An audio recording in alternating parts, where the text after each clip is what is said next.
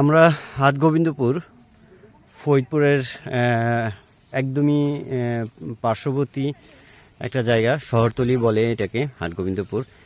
মাফি ভাইয়ের এই বাগানে আসলাম, আম বাগানে, যেখানে প্রায় 40 প্রজাতির আমের একটা সমৃদ্ধ একটি বাগান এই মাফি ভাই তৈরি করেছেন। ওনার হাতে আমরা কিছুক্ষণ আগে একটি আম দেখলাম। আসলে আমটি দেখি কি অবস্থা। মাফি ভাই একটু কাটবেন কি প্লিজ?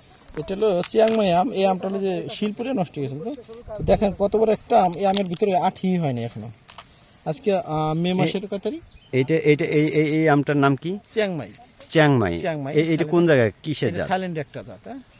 এবং লেট ভ্যারাইটি। এই আমটা একেবারে আপনার জুলাই শেষে আগস্টে 15 বিক্রি হবে। খুব দেখেন মাংস কি দেখছেন? এর 1 কেজি একটা আমে সর্বোচ্চ 100 গ্রাম আঠি পাবেন না। দেখছেন আমি আঠি দাঁড়ানি এখনো।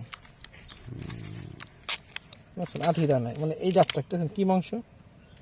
মাংস উৎপাদন হয় কেমন? এই প্রচুর ধরে। এই যে আপনাদের এই গাছটা আঠি নেই, আঠি হয়নি এখন। এই কেবল আঠি হইতেছে। পছন্দ আসলে যে শিল পড়ছে না।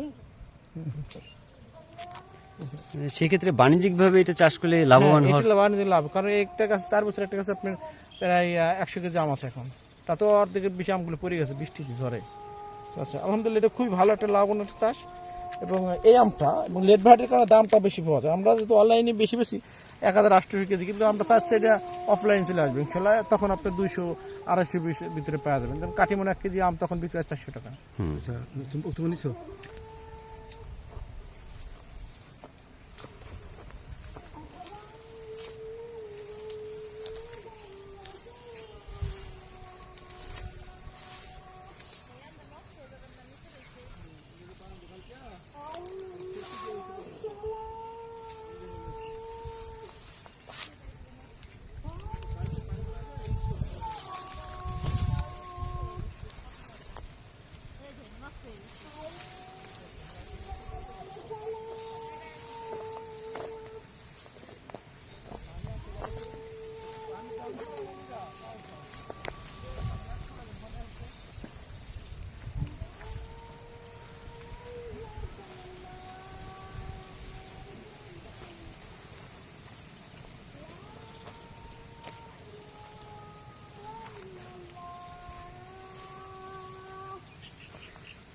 মাফি ভাইয়ের এই বাগানে কিন্তু আসলে যেদিকেই তাকানো যাচ্ছে সেদিকেই আম বাগানে প্রচুর তার গাছে আম আসছে, আমরা দেখতে পাচ্ছি।